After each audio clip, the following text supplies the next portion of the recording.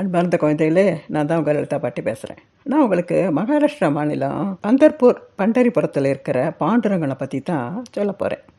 பீமா நதி இது பிறைச்சந்திரன் போல் வளைஞ்சு ஓடுறதுனால சந்திரபாகா நதின்னு சொல்கிறா. இந்த நதிக்கரையில் தான் கிருஷ்ணரும் அவரது மனைவி ருக்மணியும் எழுந்தருளி இந்த இடத்துக்கு பாண்டுரங்கனாக வந்து அருள் புரிஞ்சுட்டு இருக்கார்.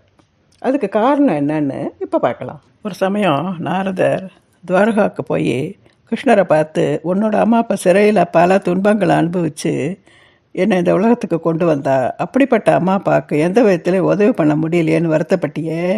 அது போலவே ஒருத்தன் ஆரம்பத்தில் கவனிக்காமல் இருந்துட்டு இப்போ தப்பாக உணர்ந்து எனக்கு அம்மா அப்பா தான் உலகம்னு வாழ்ந்துட்டு இருக்கான். முதல்ல அவனை பற்றி சொல்கிறேன், அப்புறமா நீ போய் பாருன்னு சொல்ல ஆரம்பிக்கிறார். தந்தவனம்ங்கிற காட்டு பகுதியில் ஜானுதேவன் சத்தியவதி தம்பதிக்கு ஒரு ஆண் குழந்தை பிறக்கிறது. அவனுக்கு புண்டரீகன்னு பேர் வச்சு ரொம்ப ஆசையாக நல்ல முறையில் வளர்த்துட்டு வரான். அவனும் அவளுக்கு வேண்டிய ஒத்தாசையை செஞ்சுட்டு இருந்தான். புண்டரீகன் வளர்ந்து பெரியவன் ஆனதும் ஒரு பொண்ணை பார்த்து கல்யாணம் பண்ணி வைக்கிறான்.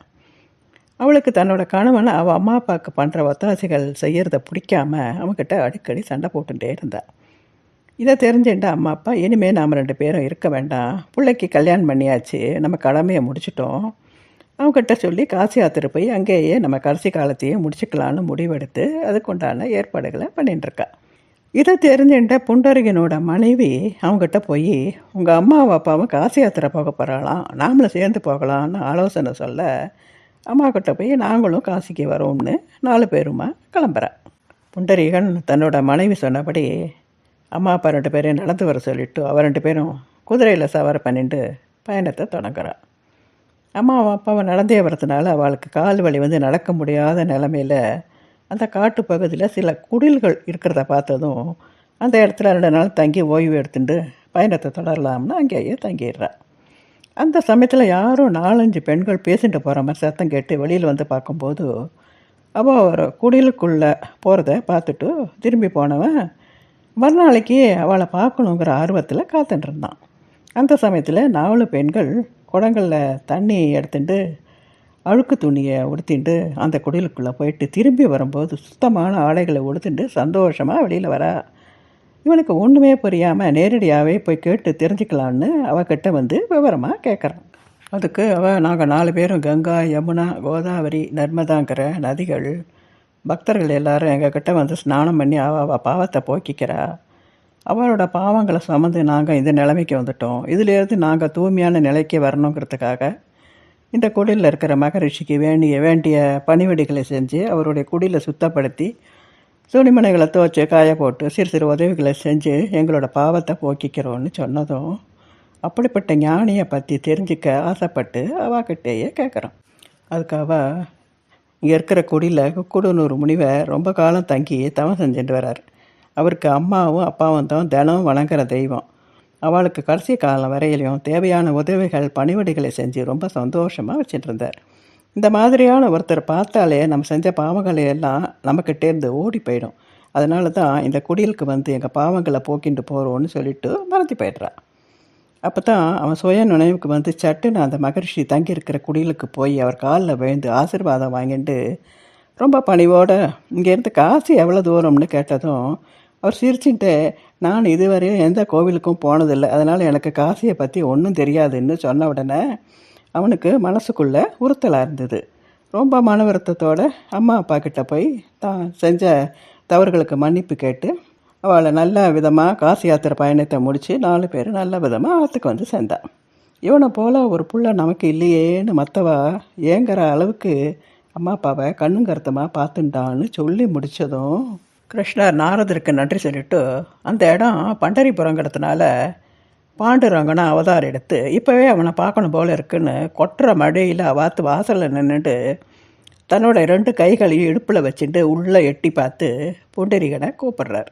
அப்போ தான் தன்னோட அம்மா அப்பாவை தூங்க வைக்கிறதுக்காக அவள் கைகால்களை அமுக்கி விட்டுருந்தான். அந்த சமயத்தில் எழுந்து போனால் அவளோட தூக்கம் களைஞ்சிரும்னு தன் பக்கத்தில் இருந்த செங்கலை தூக்கி போட்டு, தரையெல்லாம் சேரும் சகதியமாக இருக்குது, அதனால் இந்த கல்லில் நில்லுங்கன்னு சொல்லிவிட்டு அவள் தூங்கினதுக்கு அப்புறமா வெளியில் வந்து கிருஷ்ணருக்கு வரவேற்பு கொடுத்து, நீங்களே எங்கள் ஆத்துக்கு வந்ததில் ரொம்ப சந்தோஷமாக இருக்குதுன்னு சொல்லி அவர் காலில் வந்து நமஸ்காரம் பண்ணின உடனே உனக்கு என்ன வேணும்னு அவர் கேட்குறார். அதுக்காக எங்கள் அம்மா அப்பாவுக்கு பணிவிடை செய்கிறதே பெரிய பாக்கியமாக நினைக்கிறேன், அதனால் நீங்கள் இந்த இடத்த விட்டு போகாமல் இங்கேயே நிரந்தரமாக இருந்து எங்களோட தேவைகளை பூர்த்தி செஞ்சு எப்போதும் அருள் புரியணும்னு பணிவோடு வேண்டின்றதுனால இன்றைக்கும் கோவில் கர்ப்ப கிரகத்துக்குள்ளே புண்டரீகன் கொடுத்த செங்கல் மேலே நின்றுட்டு 2 கைகளையும் இடுப்பில் வச்சுட்டு காட்சி தரார். சந்திரபாகா நதிக்கரையில் புண்டரீகரனுக்கும் தாயார் ருக்மணிக்கும் தனித்தனி சன்னதிகள் இருக்குது. கர்ப்பகிரகத்தில் இருக்கிற பண்டரிநாதனோட பாதங்களை தொட்டு வணங்க அனுமதி கொடுக்குறார். நாமதேவரும் பண்டரிநாதனும் இணைப்பெரியா நண்பர்கள்னு பக்தர்கள் எல்லாருக்குமே தெரியும். ஒரு நாள் நாமதேவர் சந்திரபாகா நதிக்கரையில் கண்ணை மூடிண்டு பக்தியோடு ஜபம் பண்ணிட்டு இருந்தார். அந்த நேரத்தில் அவரோட மனைவி ஒரு தட்டில் சப்பாத்தியும் அதுக்கு தொட்டுக்கிறதுக்கு இன்னொரு கிண்ணத்தில் சர்க்கரையும் நெய்யும் கலந்து அதையும் தட்டிலேயே வச்சு அவர் சாப்பிட்றதுக்காக கொண்டு வந்த சமயத்தில் நாமதேவர் ஆழ்ந்த தியானத்தில் இருந்ததுனால தான் கொண்டு வந்த சப்பாத்தியை அவர் பக்கத்தில் ஒரு இலையால் நன்னா மூடி வச்சுட்டு அதுக்கு கிளம்பி போய்ட்றான். இவர் தியானத்தை முடிச்சுட்டு கண்ணை திறந்து பார்க்குறப்போ உடம்பெல்லாம் அடிபட்டு ஒரு ஒல்லியான நாய் அந்த தட்டில் இருந்து ஒரு சப்பாத்தி எடுத்துகிட்டு ஓடிடுது. அதை பார்த்ததுமே துரத்தின்ட்டு அது பின்னாடியே ஓடுறார். இதை பார்த்துட்டு இருந்த ஊர் மக்கள் எல்லாரும் எகத்தாளமாக பேசி சிரிக்கிறா.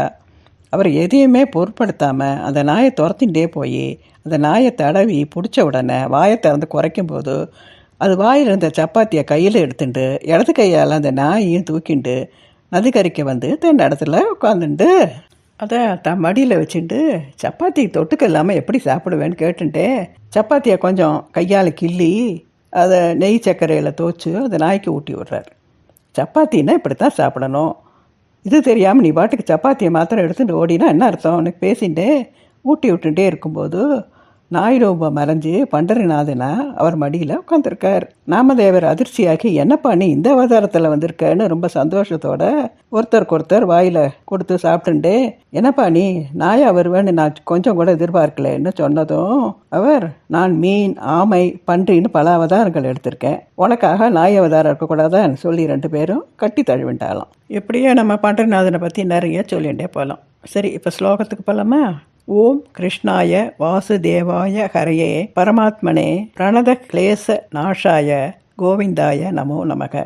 வாசுதேவனுடைய பிள்ளையும் பரமாத்மாவாக இருக்கிறவனும் பக்தர்களின் குறைகளை தீர்க்கும் கிருஷ்ணரை பணிஞ்சு வணங்குகிறேன்னு இதுக்கு அர்த்தம். கோவிந்தாயாங்கிறது அவருடைய திருநாமம். ஓகே குழந்தைகளே, மறக்காமல் சப்ஸ்கிரைப் பண்ணுங்கோ, உங்கள் ஃப்ரெண்ட்ஸுக்கெல்லாம் ஷேர் பண்ணுங்கோ, லைக் பண்ணுங்கோ. அடுத்த ஸ்லோகத்தில் பார்க்கலாம். பை.